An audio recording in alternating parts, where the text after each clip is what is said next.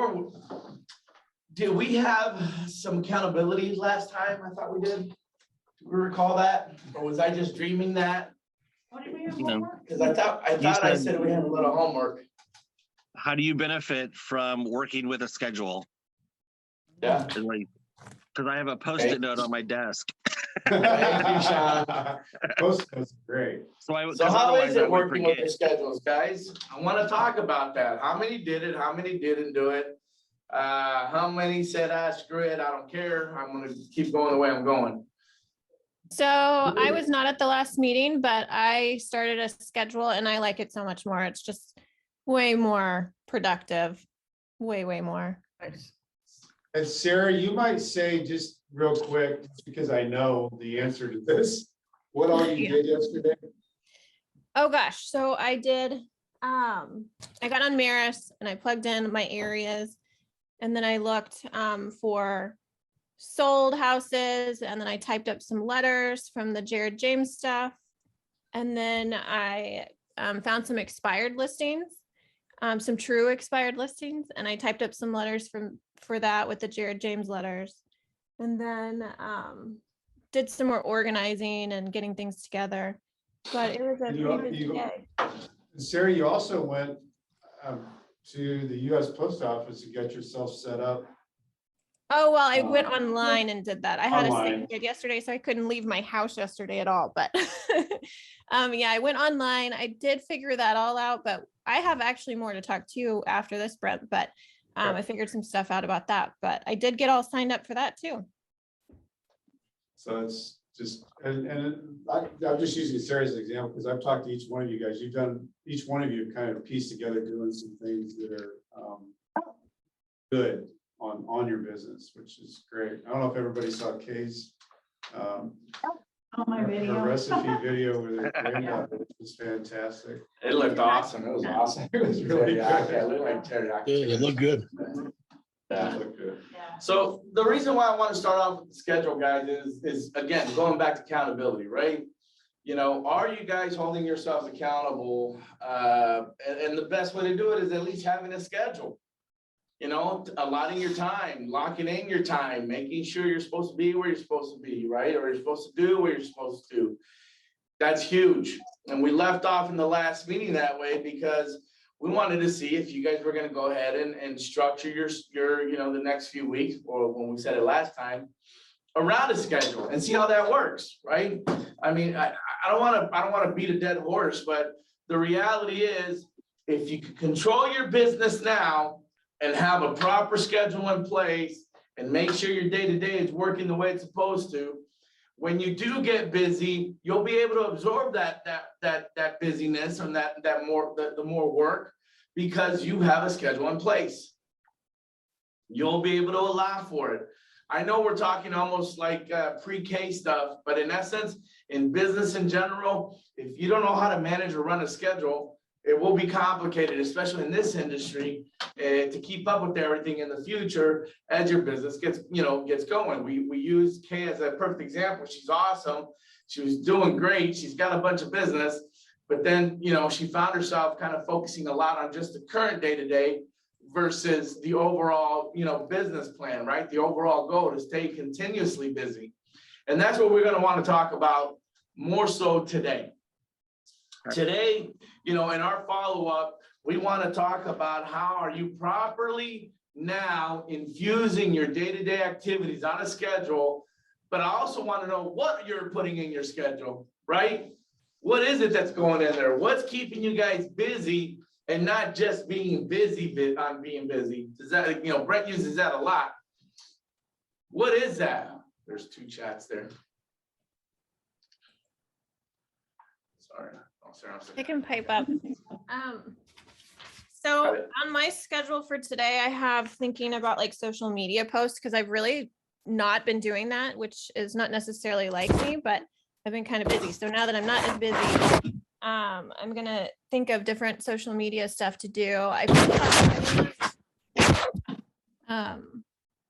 the Remax site with the Remax Center, and they had this like calendar for May of like what each day is, like International whatever day. And so I'm gonna have that for May. And then for each month of the year, they have a national whatever day. And I did do Photify. I signed up for Photify. And so I've been making posts for that. Sarah, but how are you when you're, okay, so you're saying that today, we're talking about working on balancing the schedule throughout the week. Do you have your schedule broken down each day already for the rest of the week? No, not so much for my whole week, which I kind of started last night, but no, not really. Because Okay. I do work the next 3 days, so I don't leave a ton of time to do stuff on those days, but I do have evening times I can work on stuff. So I do plan on adding things to my evening times to do stuff like that. And social media would be super easy to do in the evenings. So Cool. Anybody else, guys? So I'd like to hear from you before I start picking names. How are you guys working those guys? Go ahead, Joe. So I began writing up my schedule, and then I had to change the way I was doing my schedule because I was finding out I wasn't been able to complete the things that I wrote down, but then I completed other things. So I had to incorporate other ways to do it, but I'm still writing it down. I write my schedule on Sunday for the rest of the week, but it's not as structured as it began to be because things keep changing. So I'm trying to add in time to leave space for other things to happen. So. Joe, that's not a bad thing if as long as you've got the 2 or 3 things that are your big things that you're trying to get to, usually try to get to in the morning, but if you don't get to the other things, those roll and they just come to the top of the list at the next day. I think a lot of people get that pressure point of if I don't get it done, I shouldn't do it anymore. It's okay. You just roll it. You just roll it to the next thing. Brian Buffini is really big on that, when he talks about 10-day goals. And, then you go to the next 10 days and all of a sudden you've got a 30-day goal because you've hit off 10 days because it's easier to take and eat that you get overwhelmed. Because I think what happens with a lot of people with trying to task themselves out a day and then a week is they get overwhelmed, say, oh, that's too much. I can't do that. I'm just too disorganized. Can't do it. But as long as you stay within, and I think Neil's got a good example. When he was on our podcast, he talked about opening up his restaurant. You had to get there at a certain time. You had to do certain things or the restaurant wouldn't open.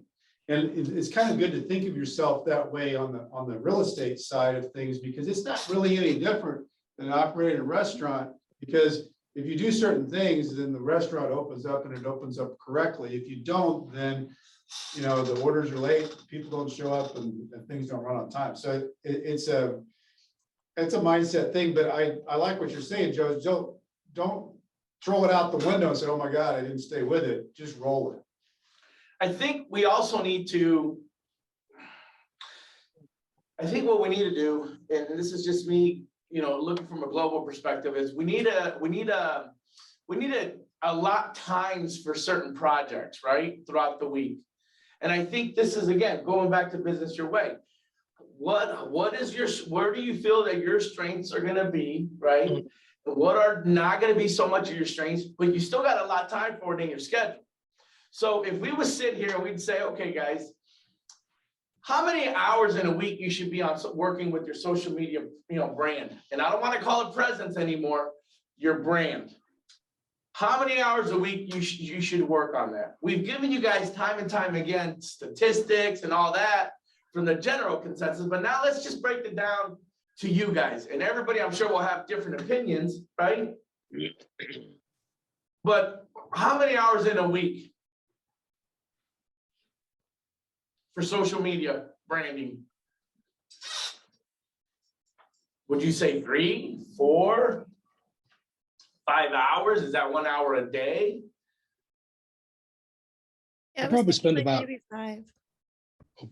sorry. Go ahead, Sarah. I was just thinking maybe 5. So you kind of break it down to, an hour a day, perhaps. Yeah. That's for her, right? Okay. Anybody else? I'm at about 6 hours per week. Okay. So All right. give or I would take, say I may about- skip a day. Julia, I'm sorry.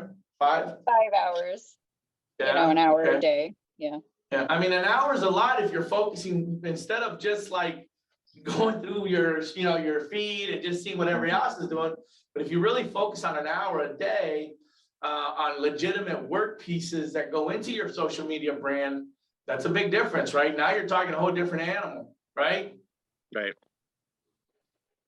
Anybody else? Kylie, what about you?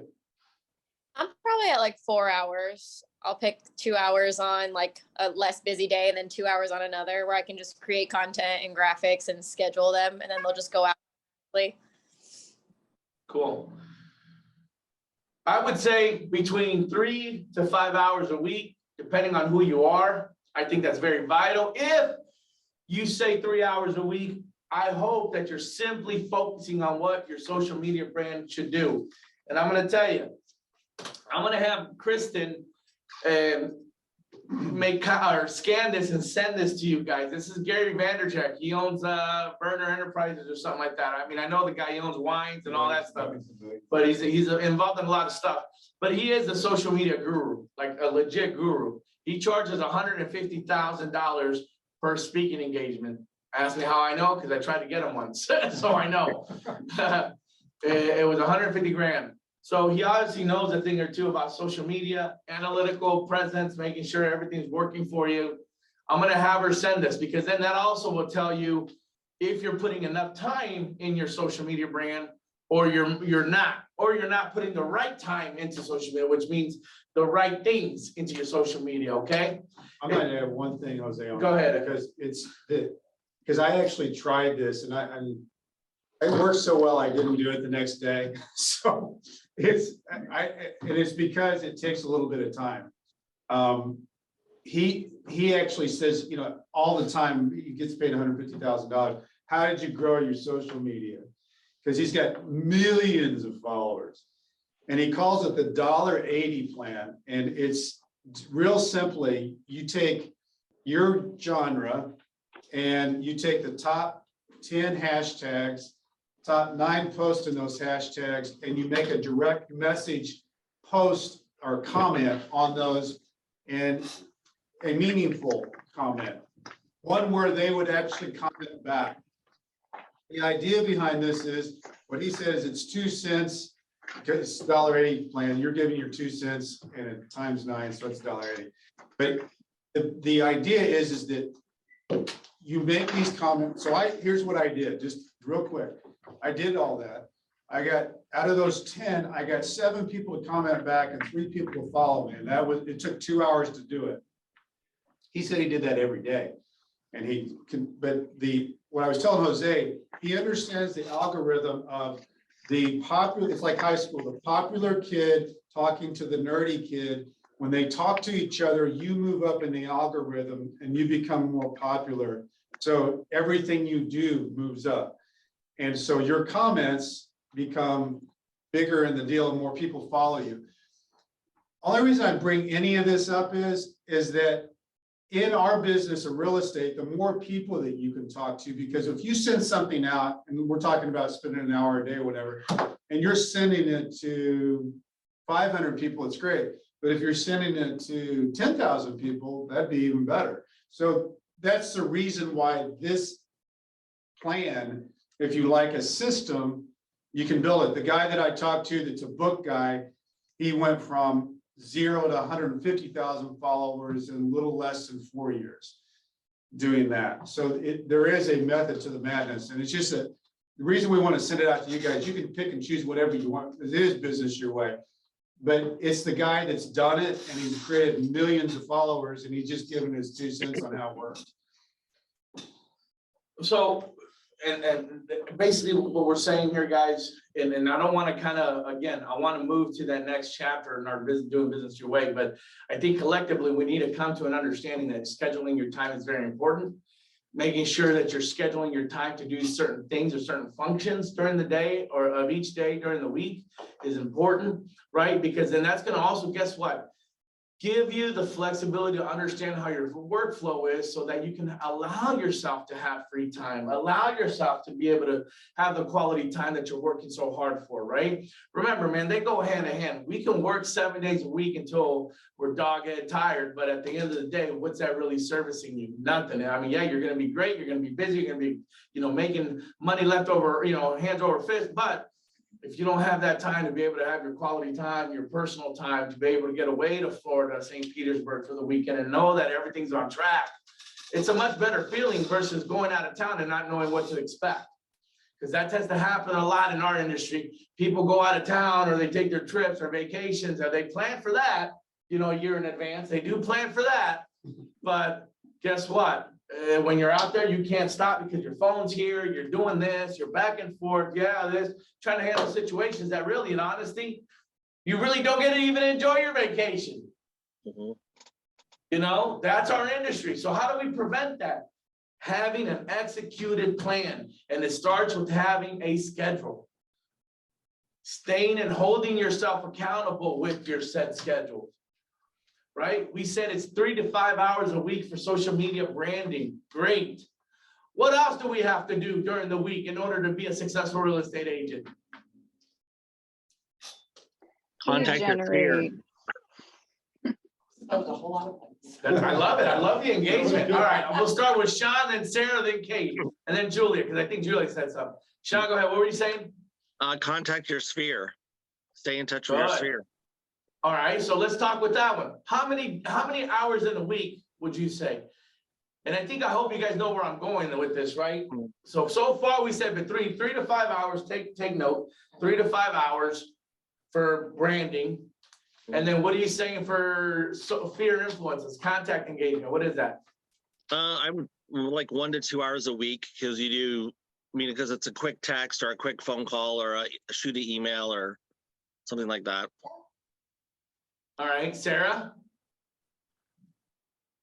I would say if I was doing what I should be doing, probably a bit more, maybe like the same, like 5 hours. Okay. Maybe that's probably maybe 4. I don't know. Yeah. Julia? I would say about 2 hours a week. Okay. Anybody else? I think the 3 to 5 would be. 3 to 5 hours for you? Okay. I'm probably Okay. about 3. 3. Okay. Anybody else? I try to do 3, but sometimes it's hard when you get a bunch of other things going on, so. Yeah. Anybody? Kylie? Think you're the last on deck besides Everett? Probably 2 to 3. Okay. That's interesting. Between 2 to 3 hours is the statistic. And you're saying between Well, 3 to what 5. I'm doing, what I should do. Too. No, I got you. But this is good, guys, because now we're coming into the mindset of what you guys think is priority, right? And what activities you're doing to engage that priority and timelines that you're putting, on average, so this is great stuff. Okay. What else do we need to do during the week to be a successful real estate agent? Generate leads. Generate leads. So lead gen, right? Lead generation. Okay. So let's ask that question, right? How many hours in a week do you put for lead gen?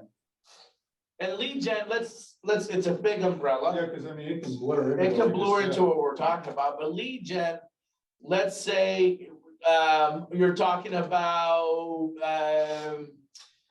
talking to leads that are coming through your pipeline, Julia, or you're out canvassing for leads?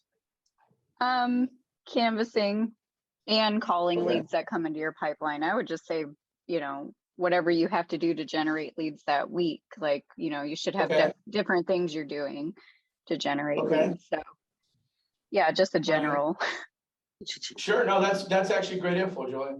So how many hours a week should we be focusing on that, on your schedule? Gosh, about 4 to 5 hours, I guess. All right, I like it. 4 to 5 hours on that.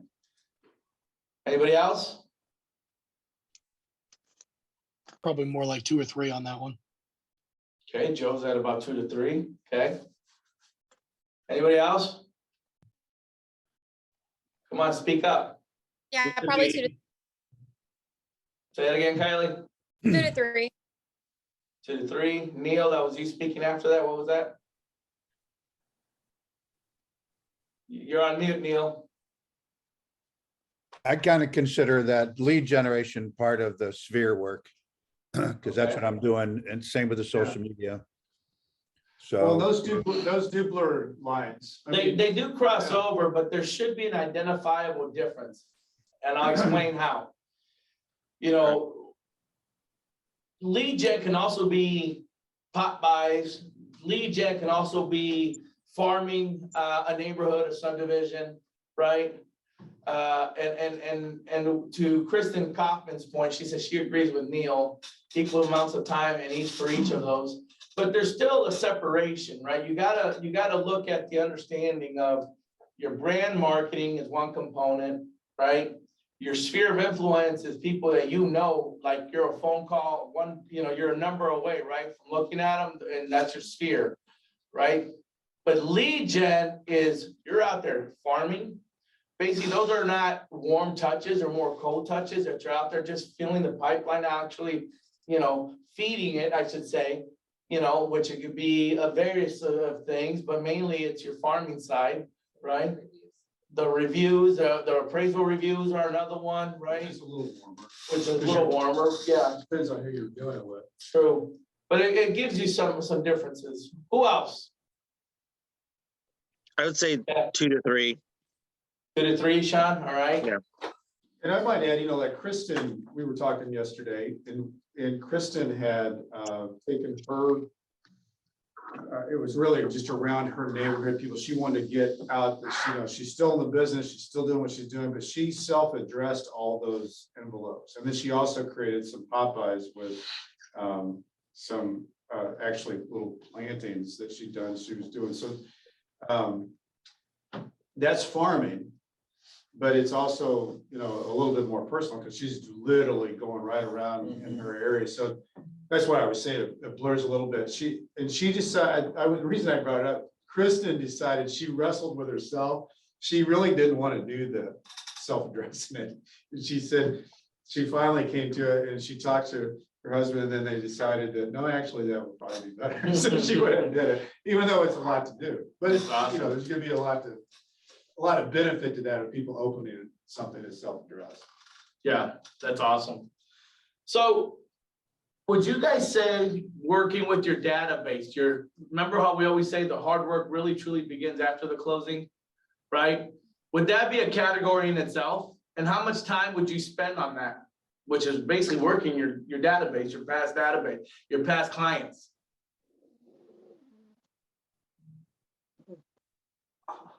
I'd say about the same, still like 3 to 5 hours a week. Just to be able to follow up with them and. Okay, saying 3 to 5 hours a week for past client follow-up. Anybody else? Just 2 hours a week. What'd you say, Everett? 2 hours a week. 2? Mhm. Okay, 1 to 2. Julia, 1 and 2, okay. I don't really have any past clientele, so That's okay, and you know what? That's all of my all right. clientele is new. So, That's all right, Joe, and that's okay, that's a valid statement. Sean, Everett, already said 2 hours, right, yeah? Okay, I mean, right One now thing about an I'll- hour a week, just because I have some past Sure. clients, but yeah. One thing I do want to add, because with Jose talking about it happens right after the close. One thing that we talk about sometimes, but not all the time, is getting reviews and testimonials when that's a hot moment.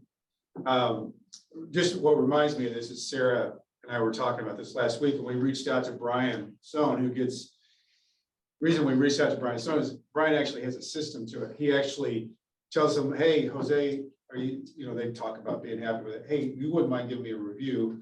Oh, absolutely. Oh, you know what? I'll make it real easy. I'm just going to send you the link, and all you got to do is and you can type it right in. So what he does is he texts them, sends them the link. all they gotta do is click on the link and they put their testimony in and it goes straight to his Google page. So reason I'm bringing it up is that is something that's not a sometime thing. That needs to be something that's a system that you do at the time of the close. And the other thing that you want to do, and this is something Kristen reminded me of, there's some people that have a lot more reviews because they reached out to more people for the close, not just the client, but also the agent across this table, also the inspector, also the title company. You get reviews from all those people, your reviews go way up and all of them are just as good. So don't just send that link to that, but make that a system that you do every single time so that you have, because we're in the review economy. Just make it part of it. It's not a sometime thing, it's every time we do it. And if anybody has any questions on that, I can send you the thing that Brian uses so you can set it up like he does it, because I think it looks pretty good.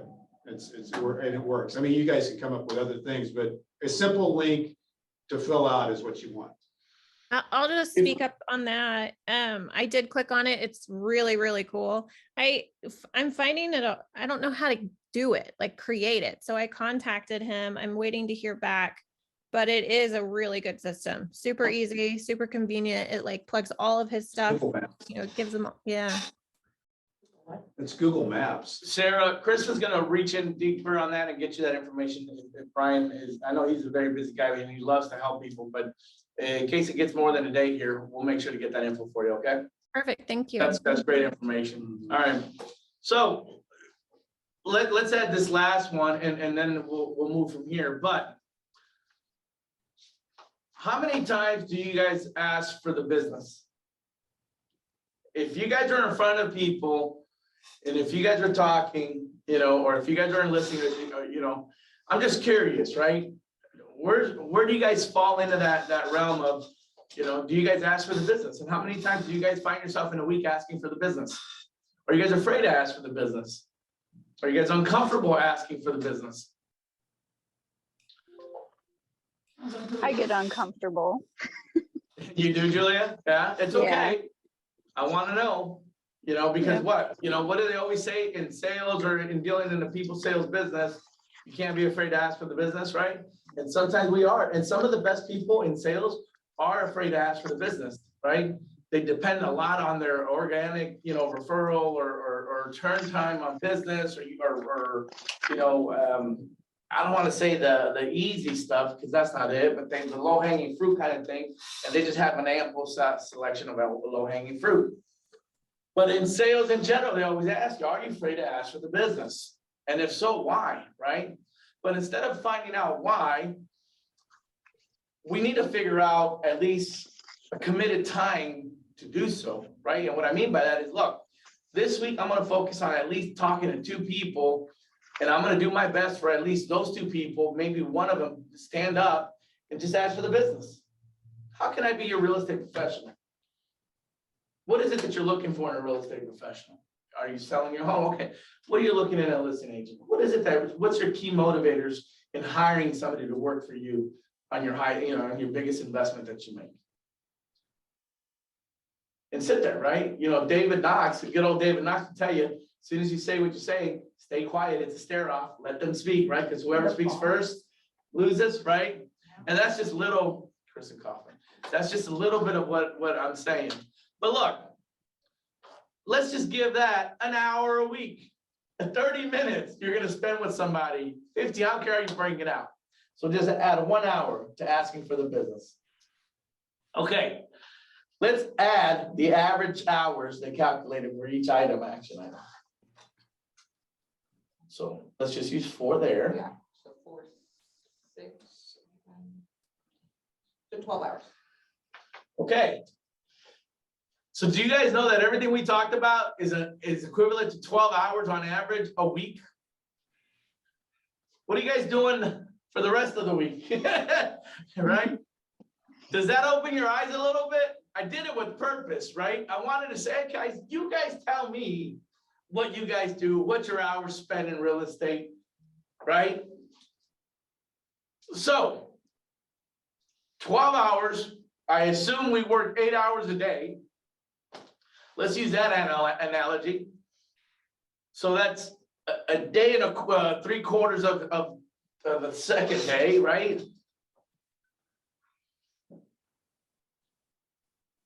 At that point, that would state to me that we're out doing listing appointments and we're out there showing buyers. That's why we're only putting in 12 to 16 hours of operational work. Is that happening? You see what I'm saying? Why, if you have a schedule, then you can literally see your hours spent and the work you're putting into your business.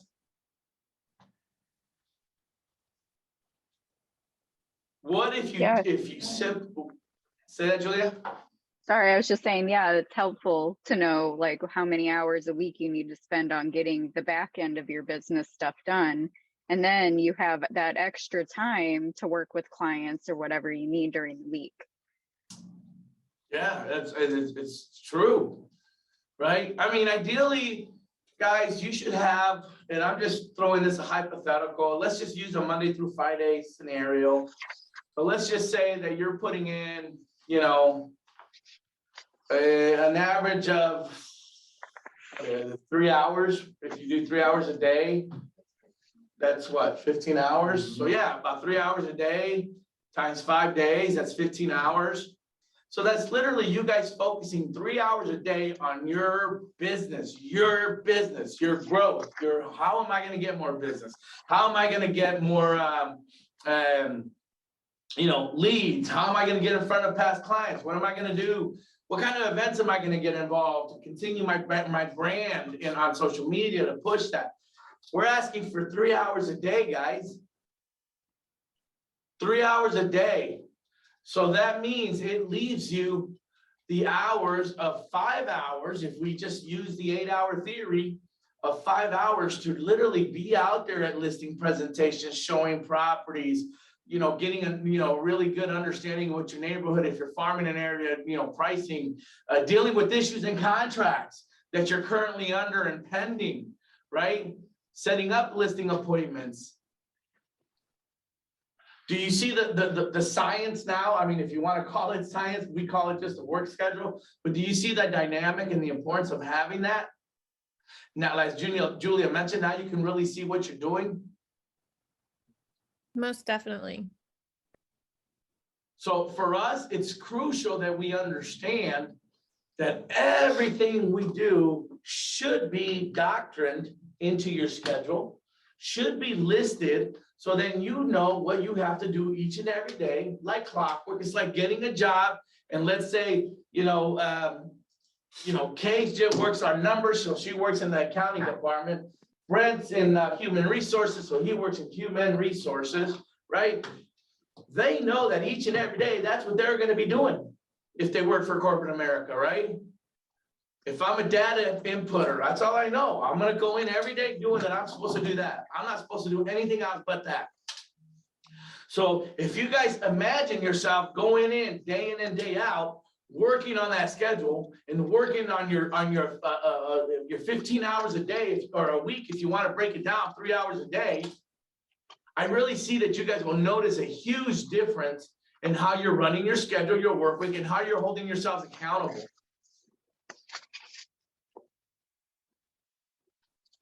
Does that make sense to you guys? I mean, the goal here from this point forward is we want to really ensure how your schedules look, how you're programming that, how we can be of an assistance, right? To help, okay, look, I got one of these 3 hours that I can fill. I don't, like Joe said, hey, I don't have a past clientele, right? I'm working on all new stuff. All right, so let's come up, what are we doing for those 3 hours? Let's really just focus on those 3 hours a day, guys. Then after that, we can sit there and say, okay, with your next event, with your available time, that's when you guys can get creative and say, hey, you know what, I'm gonna go do some pop buys, or you know what, I'm gonna go schedule myself to a networking event that's gonna happen in the evening at such time with my neighborhood or Chamber of Commerce, whatever. Which means, Jose, and I think it's such a good point, talking about Joe being honest about that. That just means you heavy up on your people, and the networking and all that, because you've got time to heavy up on that. That's the piece that you want to heavy up on, and then it'll kind of balance itself out when you have the clients that come in. But that heavies itself up because that's what your focus is, creating new business with people you know and then people you don't know. You see, again, guys, I know perhaps we're talking, monotonous here. It's the same thing about schedules, but there's a reason why we're really breaking it down almost now to the number, right? And guess what? You guys can add that extra hour, or if you feel like you can get it done in 2, get it done in 2. But you know that you have to commit at least 3 hours, or at best 3 hours, right, a day to work on your business, not in your business.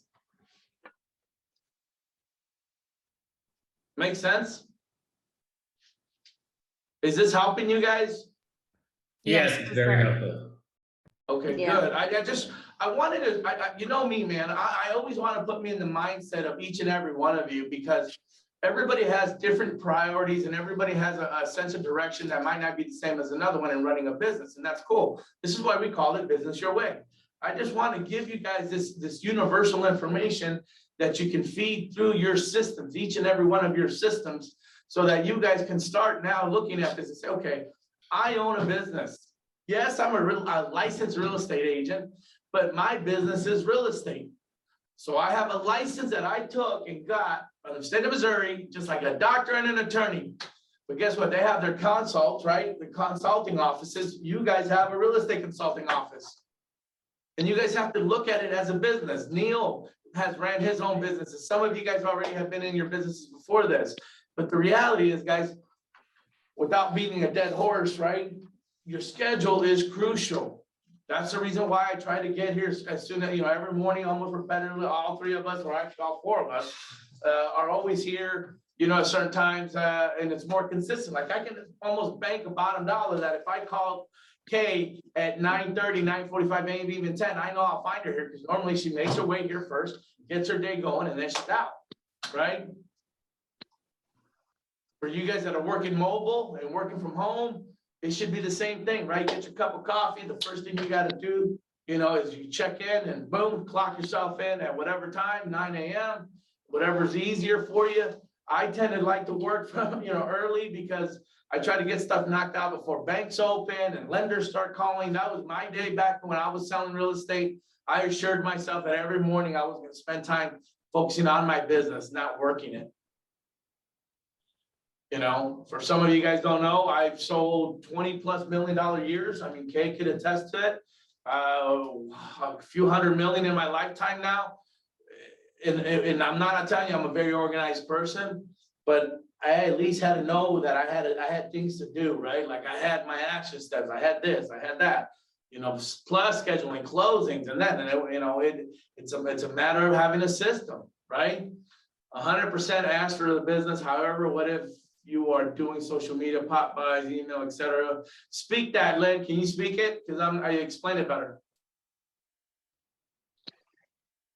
I heard Julia say it's hard to ask for business. I totally get that. And in time, it just becomes natural.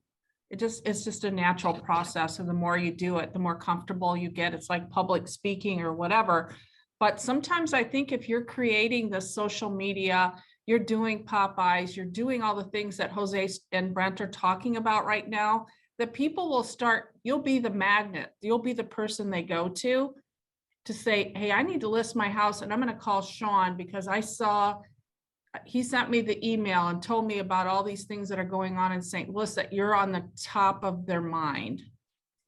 Mm-hmm. Can I ask, because I know we dwell and great points, Lynn. Obviously, those are excellent points on how to handle that. What do they say? Fatigue or fear make us, make us weak people or something like that. It makes people weak, right? Because it's the confidence, right? The ability to go out and say, man, I'm just going to ask these people if I'm going to ask for the business or anything, but the reality is what makes us stronger. It's not necessarily an emotional component. It's just consistency. It's not emotion. After a while, it doesn't become an emotional issue. It's not like, man, I don't feel comfortable. Before consistently, you do it consistent before you know it's outside our mind. It's like nothing. It's like asking for a cup of coffee at a Starbucks, right? Hey, I want that. You know, macchiato, fancy with milk. You know, whatever. You know, so you know it's like that. So to Lynn's point, she is correct. But listen, let's take this case study a little further, guys. All right, and let's just try it for 1 week. Okay. I would like this Sunday, each and every one of you guys that's in this class, this Sunday, okay? May 1st. There you go. I love it. Sunday's May 1st. To do your best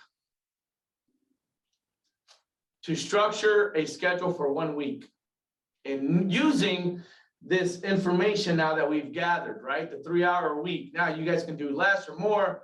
That's your prerogative. It's your business. You know, we won't question. What we will question is if we don't get anything, right? We're gonna be like, come on, guys, right? Let's further ourselves. Let's use this as a case study, right? Quite frankly, that would help understand how your schedules are. That would help us on this side understand. And it also allow us to fill in wherever we need to come in and maybe assist with some direction or maybe back and forth Q&A, or maybe you guys come up with some better ideas too, right? Because again, this is business your way, but I do want to see a case study, at least for May 1st Sunday. Give me, you know, May 1st through, you know, that Sunday through that Saturday and schedule, right? But here's some key things that I want you to think about your schedule. So we talked about the 3 hours. I'll let you guys figure that out.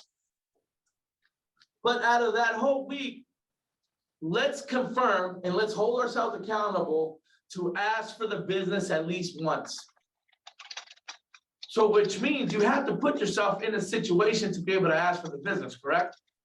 So we are looking for at least one lead generation that's going to get you guys in front of either a listing client or a buyer.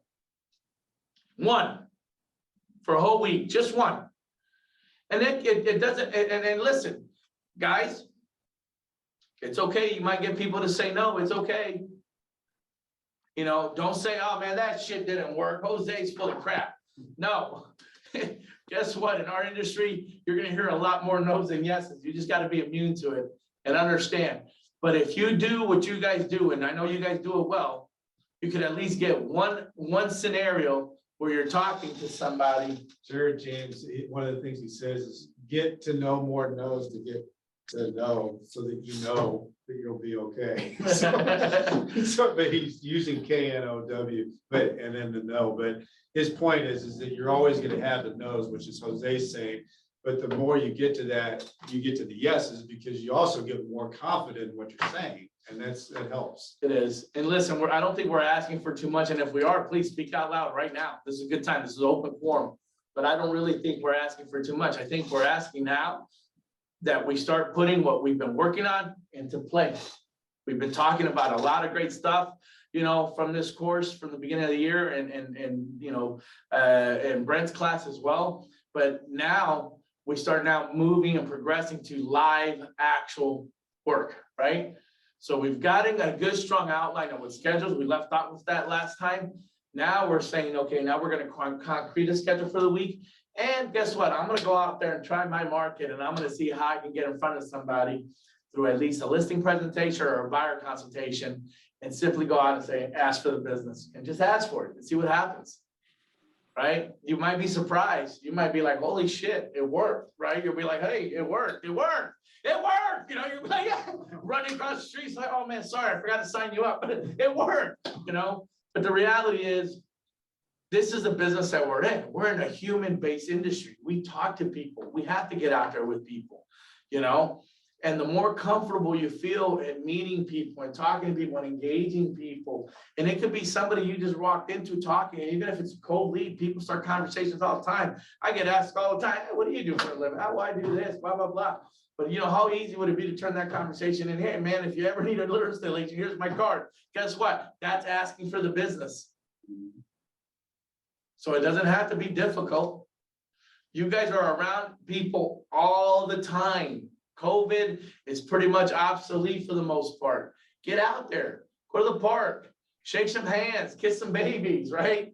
But at the end of the day, try it for 1 week, guys. Just try it for 1 week. I'm begging you guys to try it for 1 week. I implore you guys, try it for 1 week and just ask for the business and let's see what kind of results we get. Can I get a hands up saying everybody's on board with this? Come Yes. on, don't be scared. Yeah. Or people that are not on picture, Kylie, Julia, everybody say yes. There's Everett's hands. Good, he figured it out. Awesome.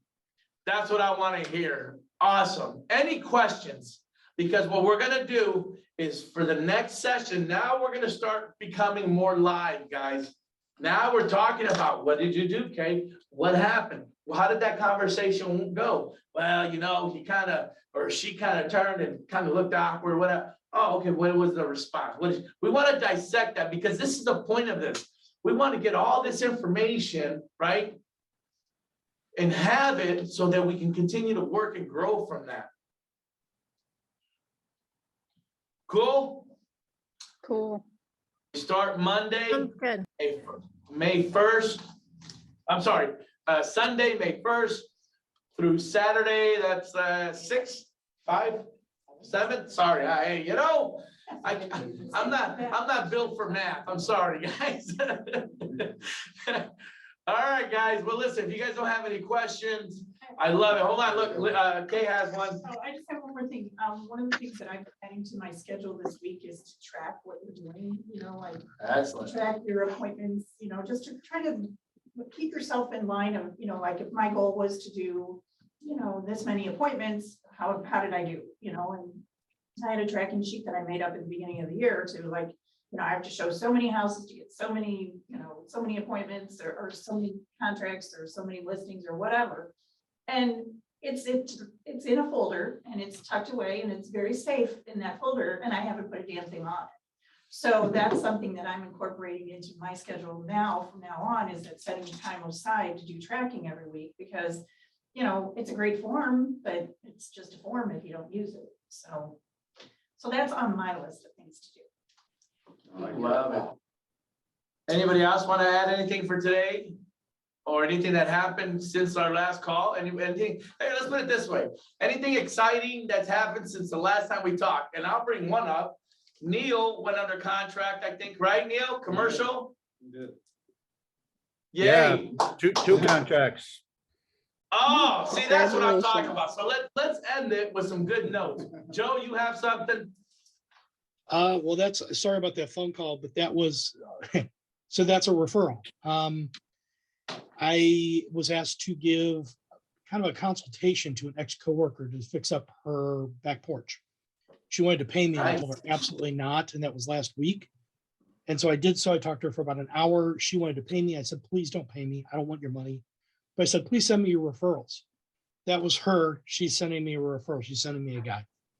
So sorry about the phone call, but No, that's what we want to hear. Good job, man. Good job. Anybody else? Anybody? Yeah, Neil.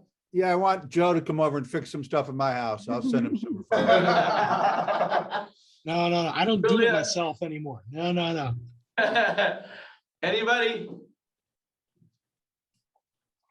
Kylie picked up another lead. I don't know if she's still on with us. A gentleman that used to be my a good friend of ours, worked at the gym with us, but she picked up another buyer's lead.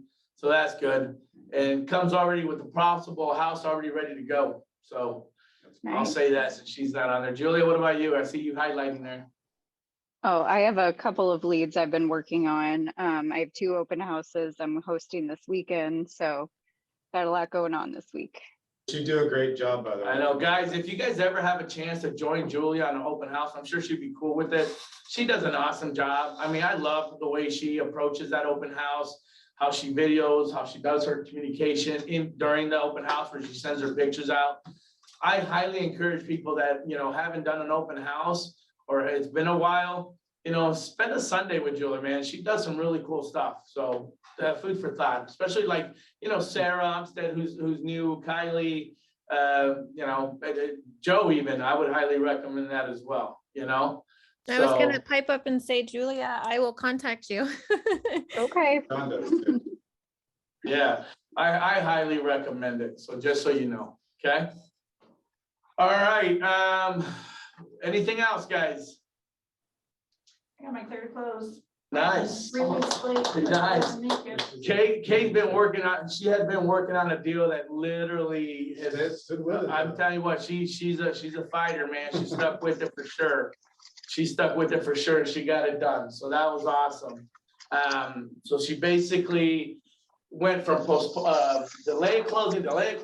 Was there any appraisal issues or Oh, something yeah, like that? Yeah. major appraisal. Yeah, like there was a major appraisal issues, you name it. I mean, this thing was on fire, ready to hit earth and be a Armageddon, but she was able to save it and got it done. So it's finally cleared to close. So that's awesome.